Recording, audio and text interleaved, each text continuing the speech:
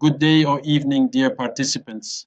In this fourth lecture of Module 1, we are going to focus on Overcoming Resistance to Change, ORC. My name is Maurice Nkusi. I am the facilitator of this lecture. This lecture is powered by Microsoft Copilot. Take note that this lecture and the following other four were designed from UNESCO IBE Curriculum Resource Pack, CRP 2023. Let us introduce the lecture. The model suggests that resistance to change is natural and inevitable, and therefore faculty leaders must strategize to minimize or completely resolve, if possible, academics' resistance to an innovation at the outset of its adoption through alleviating their misapprehensions and misgivings. The same should be done by academics vis-à-vis students who are resisting innovation or any new or emerging technologies that may enhance their learning experiences. Proponents of this model recognize the unavoidable process of growth in academics in relation to curriculum transformation in terms of concerns and use levels. Faculty's leaders should assist academics to evolve from a stage when they are unconcerned with the change to a stage when they have accepted, mastered, and are now using it. The leaders do this by providing staff development workshops and in-service training to equip academics with pedagogical, technological, and content knowledge. Thus, implementers of an innovation must change continually as they attempt to shift to new practices. Take note that the ORC model was developed by Ely, 1990, to describe the factors that influence the adoption or rejection of an innovation. According to this model, there are 8 conditions that can facilitate or hinder curriculum implementation. 1. Dissatisfaction with the status quo. Academics need to feel that the current situation is unsatisfactory and that there is a need for change. 2. Knowledge and skills. Academics need to have sufficient knowledge and skills to implement the new curriculum effectively and confidently. 3. Resources. Academics need to have adequate resources, such as time, materials, equipment, and support, to implement a transformative curriculum. 4th, participation. Academics need to be involved in the decision-making and planning processes of the new curriculum and have a sense of ownership and commitment. 5. Commitment. Academics need to have a positive attitude and motivation towards the new curriculum and believe that it will lead to improved outcomes for students and themselves. 6. Leadership. Academics need to have strong and supportive leadership from administrators and peers who can provide guidance, feedback, and encouragement. 7. Rewards and incentives. Academics need to receive recognition and rewards for their efforts and achievements in implementing the new curriculum. 8. Communication.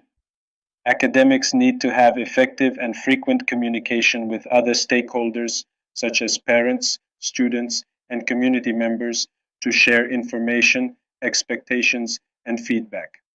The ORC model suggests that curriculum developers and leaders should assess the presence or absence of these conditions and take actions to enhance them.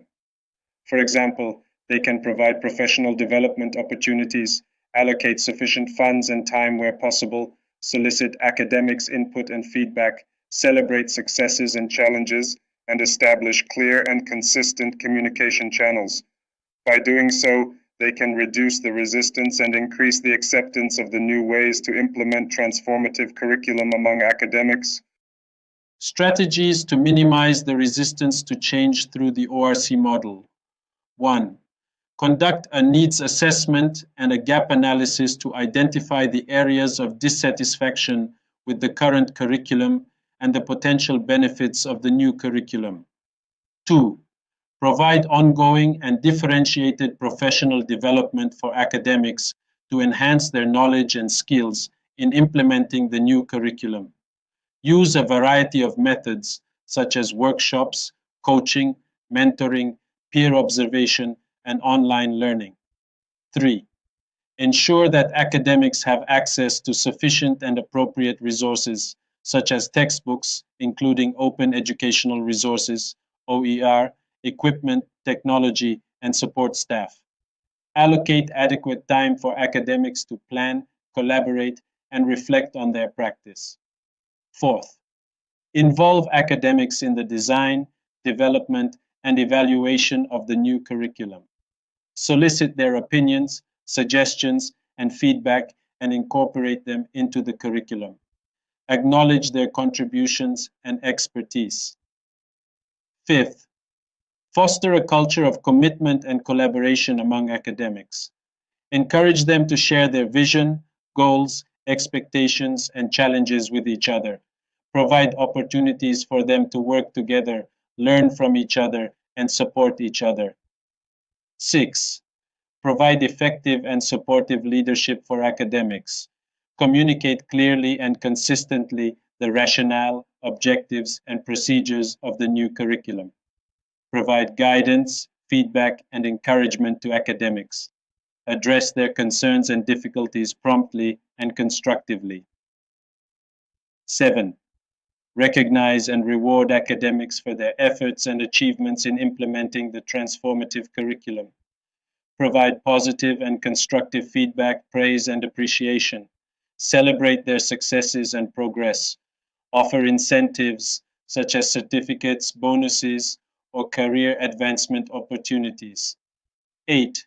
Establish and maintain open and frequent communication with other stakeholders, such as parents, students, and community members. Inform them about the new curriculum and its benefits. Invite them to participate in the curriculum activities and events. Seek their input and feedback and respond to their questions and concerns. Let us reflect. Reflection 1. Access the article South African Academics' Perspectives on Support Received in Implementing Curriculum Changes. Govender, journalof-education.co.za.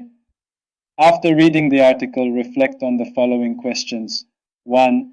List the external and internal support given to academics to implement the curriculum changes. 2. How did academics perceive the effectiveness and adequacy of the support? Reflection 2.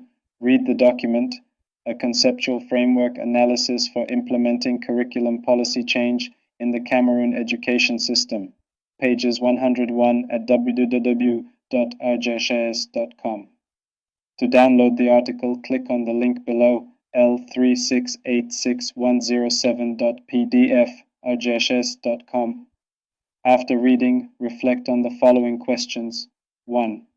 Outline at least 3 main strategies that can be used to overcome resistance to a new curriculum by academics. 2. Briefly describe the stages of concern that academics go through according to the ORC model. Do your reflections in writing on these 4 questions using the Gibbs Reflective Cycle Guide, which will be shared with you in this module. Compile your reflection in the e-journal available within the e-learning platform in use in this self-paced online course.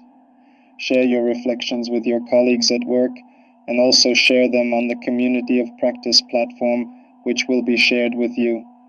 In conclusion, this lecture has discussed the ORC model of curriculum implementation, which identifies 8 conditions that can facilitate or hinder the adoption of a new curriculum by academics.